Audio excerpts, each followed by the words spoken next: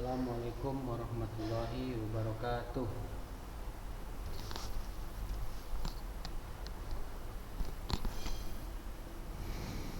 Ya, di kami kelas 11. Eh, apa namanya? Kemarin kan harusnya kita membahas soal-soal ya kan. Kemarin ada sebenarnya apa namanya? Mau Ustadz kirim kemarin soal-soal hidrolisisnya ya kan. Nah, tapi kemarin itu ya kita kan belum bahas contoh soalnya. Jadi Ustadz berpikir kalau misalkan Ustadz kirim apa namanya soalnya, tapi kan belum ada contoh soalnya, belum ada diberikan contoh soal, maka apa namanya, jadi belum Ustadz kirim ya. Kemarin itu belum Ustadz kirim untuk Google Formnya ya. Nah kemungkinan hari inilah nanti dikirimkan Google Formnya setelah kita bahas contoh soal mengenai hidrolisis garam. Oke ya, anak didik kami kelas 11, saya ucapkan selamat pagi. Hari ini akan kita lanjutkan ya mengenai soal-soal tentang hidrolisis garam. Nah, jadi soal-soalnya yaitu yang akan kita bahas mengenai penentuan pH-nya ya. Jadi penentuan pH garam. Nah, penentuan pH larutan garam. Nah, jadi seperti yang kita ketahui ya, bahwasannya garam itu kan terbuat dari 4 ya kan, yang kemarin kan ada yang terbuat dari asam kuat dan basa kuat, ada yang terbuat dari asam kuat dan basa lemah, ada yang terbuat dari asam lemah dan basa kuat, ada yang terbuat dari asam lemah dan basa lemah. Nah, jadi kalau misalkan garam yang terbuat dari asam kuat dan basa kuat itu pH-nya berapa kan begitu. Nah, jadi itu berbeda dia dengan apa namanya pH dari garam yang terbuat dari asam kuat dan basa lemah. Nah, berbeda. Jadi ada perbedaan rumus di situ ya. Nah, jadi nanti ini akan kita pelajari satu persatu ya mengenai penentuan pH-nya. Nah, jadi ya untuk menentukan pH suatu garam ya, garam baik itu yang terbuat dari asam kuat maupun basa kuat kan begitu. Nah, itu dia nanti rumusnya menggunakan yaitu yang namanya KW. Nah, KW ya. Jadi KW ya. KW itulah dia suatu tetapan. Nah, nilai tetapan yang nilainya itu adalah 10 pangkat min 14. Nah, KW itu artinya tetapan kesetimbangan air. Nah, jadi garam itu kan dilarutkan dalam air kan begitu, atau basa kita campurkan dengan asam, itu nanti akan menghasilkan garam tambah air. Berarti kan nanti garamnya bercampur dengan air. Maka di situ kita gunakan rumus KW. Nah, KW ya. Nah, ada KW di situ. Nah, kemudian di situ ada juga nanti KB. KB itu apa? KB itu adalah tetapan ionisasi basa. Tetapan ionisasi basa untuk rumus mencari nilai pH suatu garam. Nah, kemudian ada di situ yang namanya KH. Nah, KH ini adalah tetapan hidrolisis. Nah, tetapan hidrolisis ya. Dan juga nanti ada namanya Ka. Ka itu adalah tetapan ionisasi asam lemah. Nah, jadi KH ini adalah KH, kita lihat KH itu adalah KW per KB atau KW per KA. Nah, KH ini ya, KH itu dia KW per KB. Atau KW per KA. Jadi KH ini nilainya adalah KW per KB atau KW per KA. Oke. Nah, sekarang coba kita masuk ke yang pertama. Nah, yang pertama itu adalah garam ya, yang terbuat dari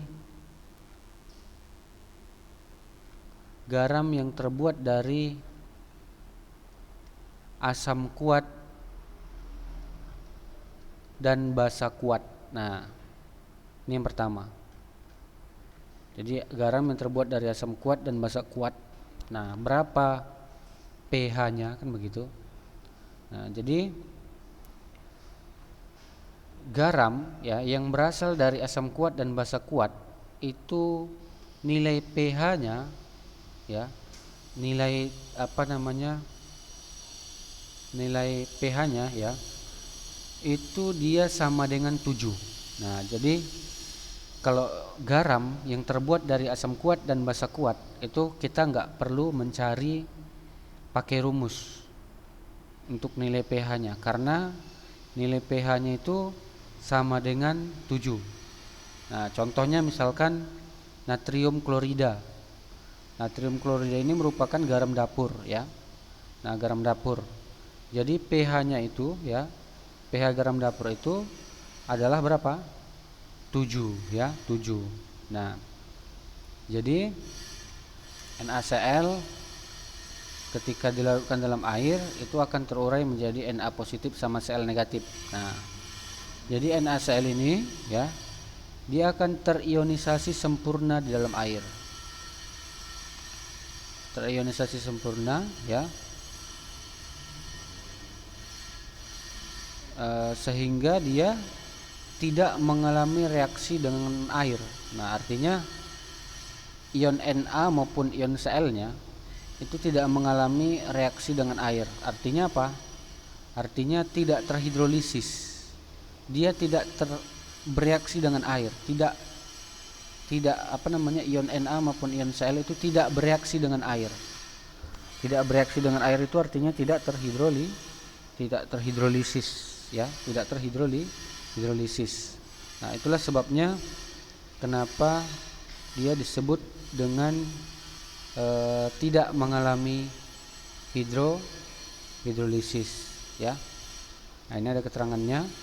Garam yang berasal dari asam kuat dan basa kuat itu tidak mengalami hidrolisis. Artinya ion-ionnya ya, ion Na maupun ion Cl itu tidak mengalami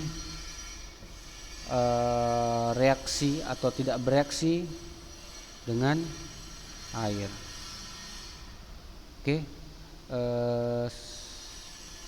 sampai sini saya rasa paham lah ya. Oke, tunggu sebentar ya.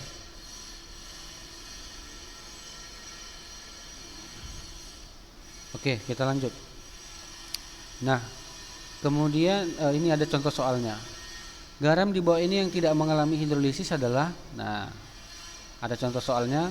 Garam di bawah ini yang tidak mengalami hidrolisis adalah, nah, berarti CH3 CONA K2SO4 NH4Cl CH3HCOK NH4NO3. Nah, berarti jawaban yang benar yang mana, kan begitu. Nah, kita perhatikan ya. Di sini yang tidak mengalami hidrolisis. Nah, artinya apa? Ya. Berarti kalau dia tidak mengalami hidrolisis, berarti garam tersebut terbuat dari asam kuat dan basa kuat. Nah, di mana di antara yang A, B, C, D ini yang dia garamnya itu terbuat dari asam kuat dan basa kuat. Nah, kita perhatikan yang A. A itu CH3COONA. CH3COONA itu itu terbuat dari CH3COOH dan NaOH. Berarti di sini CH3COOH itu adalah asam lemah, sedangkan NaOH itu adalah basa kuat. Nah, berarti jawaban yang A salah. Kenapa? Karena kalau dia CH3COOH asam lemah dan basa kuat, itu dia mengalami hidrolisis ya. Berarti jawaban yang A salah. Kenapa? Karena CH3COOH di situ bertindak sebagai apa? Asam lemah. Kalau dia tidak terhidrolisis tadi terbuat dari apa? Asam kuat dan basa kuat, begitu ya. Nah, kemudian kita lihat yang K2SO4. Nah, K2SO4 ini terbuat dari apa? Terbuat dari KOH dan H2SO4 ya, KOH dan H2SO4. Nah, berarti di sini KOH itu bertindak sebagai basa kuat, sedangkan SO4 H2SO4 ini terbuat dari H2SO4 kan gitu, berasal dari ion H2SO4. Nah, ini berarti H2SO4 merupakan asam kuat. Nah, berarti jawaban yang benar adalah B ya. Garam yang tidak mengalami hidrolisis adalah garam yang berasal dari asam kuat dan basa kuat. Nah, berarti asam kuatnya siapa di sini? H2SO4. Inilah dia asam kuatnya.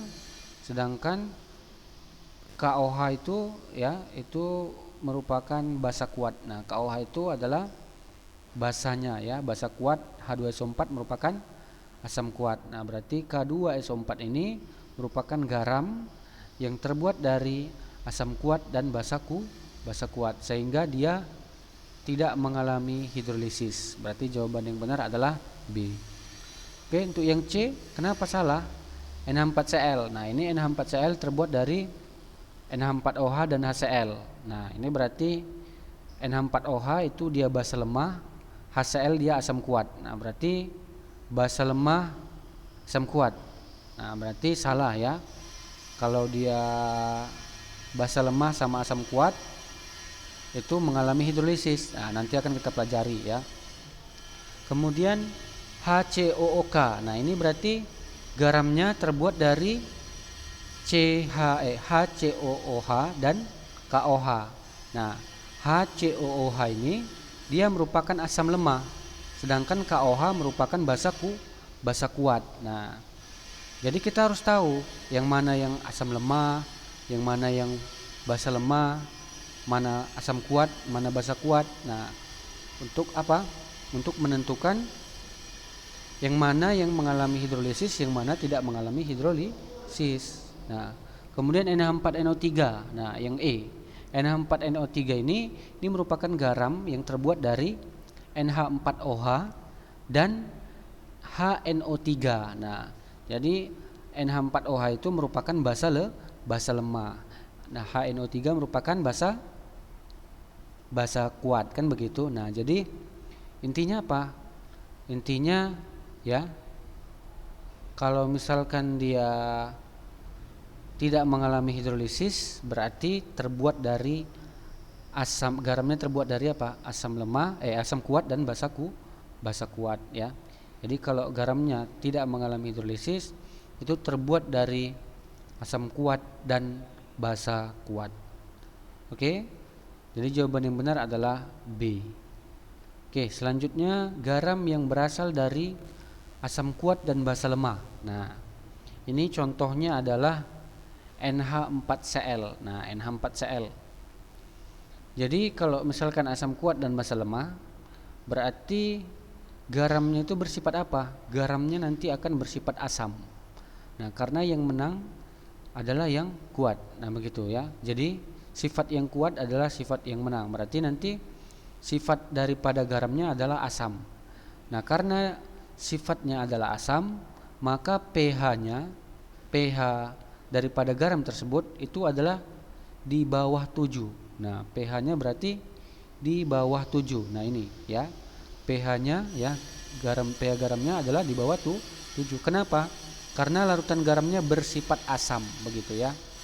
Nah, jadi bagaimana cara menghitung pH-nya? Ya, ini dia. Jadi menentukan, nah jadi kenapa dia tadi apa namanya, pH-nya di bawah 7, karena garamnya bersifat asam begitu ya.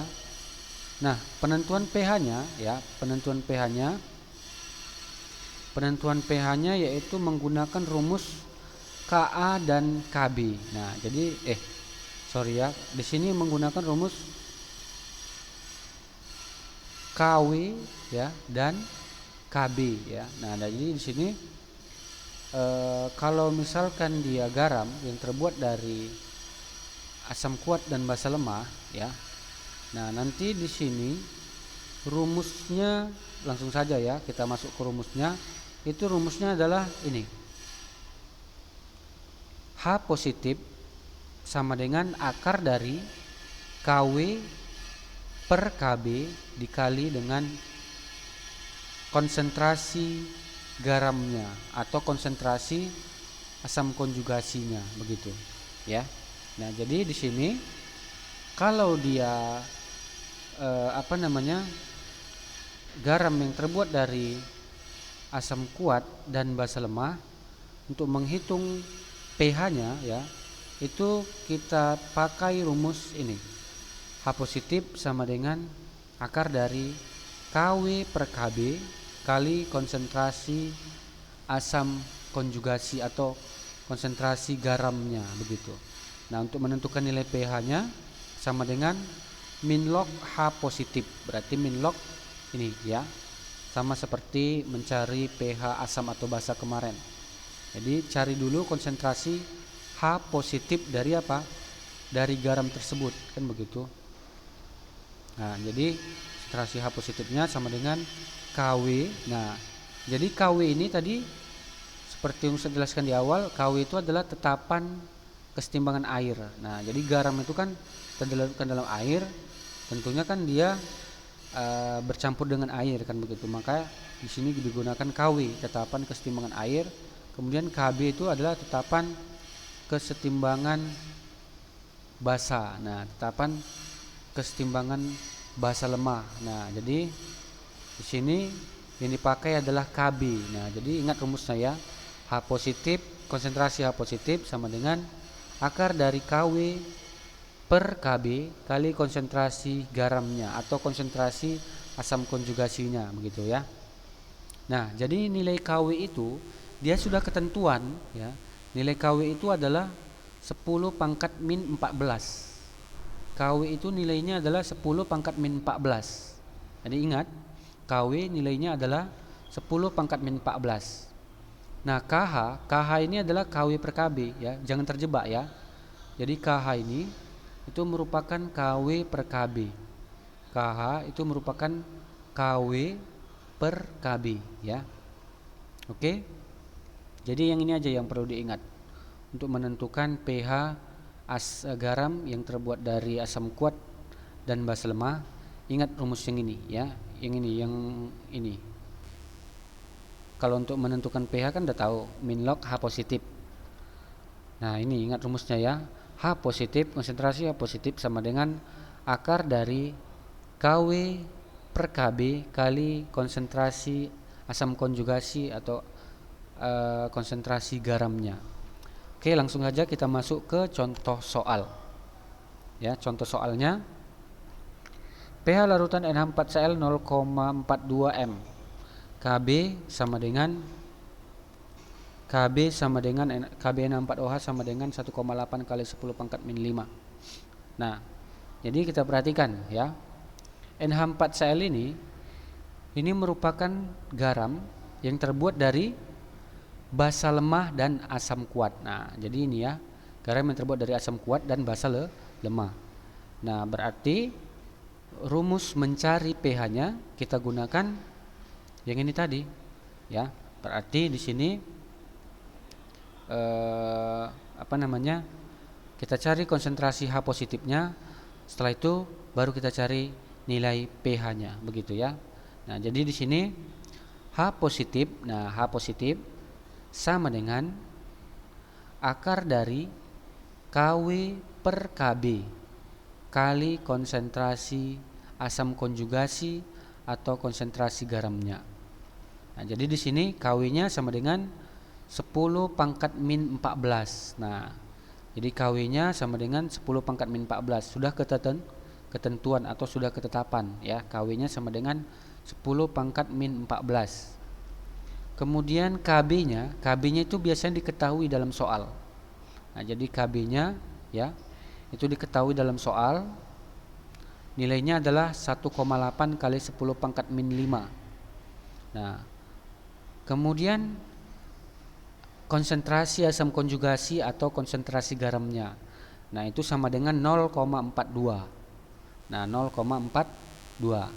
Nah, berarti tinggal kita apakan aja, masukkan aja rumusnya ya. Nah, nanti setelah dapat angka-angkanya, tinggal kita akarkan. Nah, kita akarkan 10 pangkat min 14 kali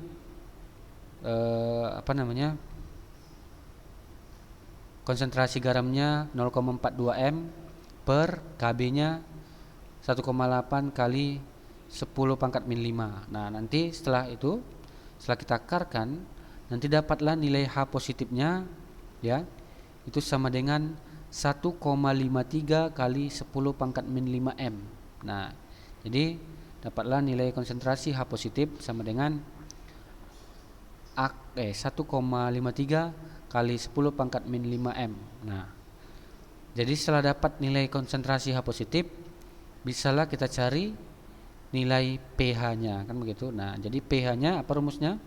Min log H positif. Berarti di sini nanti ini 5-nya kita masukkan ke depan, berarti jadi 5 kurang log 1,53. Nah, 5 kurang log 1,53. Nah, berarti berapa itu hasilnya? 5 kurang log 1,53. Nah, hasilnya adalah 4,82 ya. Nanti hasilnya adalah 4, berapa? 82. Oke. Nah, begitu ya. Jadi itulah dia. Jadi nggak terlalu susah ya kan? Untuk kita ingat aja rumusnya ya, rumusnya. Nah, ini untuk keterangannya ya. Ini keterangannya bahwasannya N4OH itu dia terbentuk dari N4Cl terbentuk dari N4OH dan HCl. N4OH itu merupakan asam basa lemah, HCl itu merupakan asam kuat ya. Jadi dia mengalami, kalau dia terbentuk dari basa lemah dan asam kuat, dia mengalami hidrolisis sebagian. Jadi hidrolisis sebagian itu yang mengalami reaksi dengan air itu adalah ion NH4+. Nah, NH4+ inilah yang mengalami hidrolisis dalam air. Makanya kita pakai di sini rumus KB. Nah, KB-nya di sini kenapa? Karena yang terhidrolisis dengan air itu adalah ion NH4+, ion dari basa lemah, maka digunakan di sini KB. Nah, jadi itulah sebabnya kenapa rumusnya ya, H positif sama dengan akar dari KW kali asam konjugasi per KB. Nah, oke. Itu untuk penentuan pH garam yang berasal dari asam kuat dan basa lemah. Kemudian garam yang terbuat dari asam lemah dan basa kuat. Nah, jadi kalau dia garam yang terbuat dari asam lemah dan basa kuat, nah kita gunakan rumus ya. Rumusnya itu adalah ini ya. Perhatikan. Nah, rumusnya itu adalah ini. Nah, ini dia. Jadi ya, di sini yang menang adalah basanya, kan begitu, sifat basanya ya. Jadi kalau garam yang berasal dari asam lemah dan basa kuat, berarti garam tersebut bersifat apa? Bersifat basa. Nah, karena garam tersebut bersifat basa, maka nanti yang kita cari adalah konsentrasi OH-nya. Jadi konsentrasi OH- yang dicari begitu ya. Konsentrasi OH- yang dicari. Nah, dapat rumusnya bagaimana? Rumusnya itu adalah akar dari KW per Ka. Akar dari KW per Ka dikali konsentrasi basa konjugasinya atau konsentrasi garamnya begitu ya. Nah, jadi di sini KH, nilai KH-nya itu adalah KW per Ka. Nah, kalau tadi kan garam yang berasal dari asam kuat dan basa lemah itu kan dia KH-nya sama dengan KW per KB. Nah, kalau dia ini ya garam yang berasal dari asam lemah dan basa kuat, nilai nilai KH-nya itu adalah KW per KA. Jadi di sini KA ya, bukan KB ya. Nah, jadi ingat ya, rumusnya adalah konsentrasi OH- sama dengan akar dari KW. Nah, KW ini adalah tetapan kesetimbangan air. Kemudian KA itu adalah tetapan kesetimbangan asam lemah kali basa konjugasinya atau garamnya. Nah, jadi setelah dapat nilai OH- itu dicari nilai POH-nya ya. Nah, cari nilai POH-nya, setelah dapat nilai POH barulah dicari nilai pH-nya begitu ya. Jadi pH itu sama dengan 14 dikurang POH ya, 14 dikurang POH. Oke, nah ini keterangannya. KW nilainya 10 pangkat min 14, 1 kali 10 pangkat min 14 ya. Ka itu adalah tetapan kesetimbangan tetapan ionisasi asam lemah, sedangkan basak ini adalah konsentrasi garam begitu ya. Oke. Nah, ini langsung kita ke contoh soalnya. Ya, contoh soalnya. Berapa pH dari 200 mili larutan barium asetat 0,1 m. Nah, jadi di sini barium asetat. Nah, barium asetat itu simbolnya atau rumus kimianya adalah BaCH3COO 2 kali. Nah, inilah dia simbol daripada barium asetat. Nah, jadi kalau misalkan barium asetat rumus kimianya BaCH3COO 2 kali. Nah, ini dia tersusun dari apa? Tersusun dari BaOH 2 kali dan CH3COOH. Jadi BaOH 2 kali ini merupakan apa? Merupakan basa kuat begitu ya. Sedangkan CH3COOH itu merupakan asam lemah. Jadi kalau garam yang tersusun dari basa kuat dan asam lemah itu rumusnya adalah OH- sama dengan akar dari KW per Ka kali konsentrasi garamnya. Berarti OH- sama dengan, nah KW-nya berapa? 10 pangkat min 14. Nah, jadi KW-nya sama dengan 10 pangkat min 14, Ka-nya sama dengan 2 kali 10 pangkat min 5. Konsentrasi garamnya adalah, konsentrasi basa konjugasi atau konsentrasi garamnya adalah 0,1 m. Nah, jadi 10 pangkat min 14 kali 10 pangkat min 1 berarti 0,1 itu kan 10 pangkat min 1, berarti 10 pangkat min 15 per Ka-nya sama dengan 2 kali 10 pangkat min 5. Berarti nanti 10 pangkat min 14 kali per 10 pangkat min 5 nanti hasilnya adalah berapa? Hasilnya adalah nanti akarnya ya, setelah kita akarkan ya. Setelah kita akarkan ya. Jadi nanti dapatnya itu adalah ya, dapatnya adalah, oh iya. Nah, perhatikan ya. Jadi kalau misalkan dia di sini kan BaCH3COO 2 kali ya, BaCH3COO 2 kali. Nah, jadi nanti ini dikalikan 2 ya, dikalikan 2 untuk apanya? Untuk valensinya. Oke lah ya, jadi karena waktu kita udah habis. Nah, ini akan kita lanjutkan di pertemuan berikutnya ya, mengenai pH garam yang berasal dari asam lemah dan basa kuat. Akan kita lanjutkan, akan kita ulangi lagi di pertemuan berikutnya. Oke, demikian pertemuan hari ini. Assalamualaikum warahmatullahi wabarakatuh.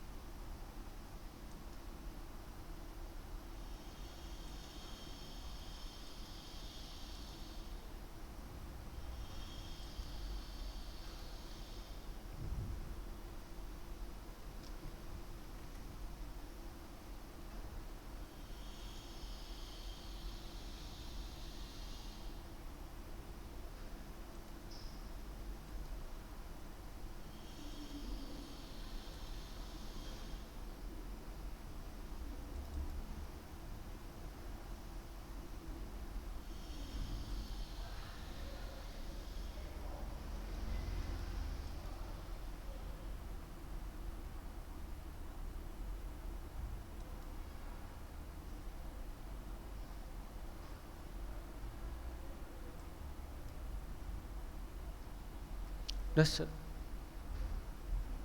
mana Ustaz?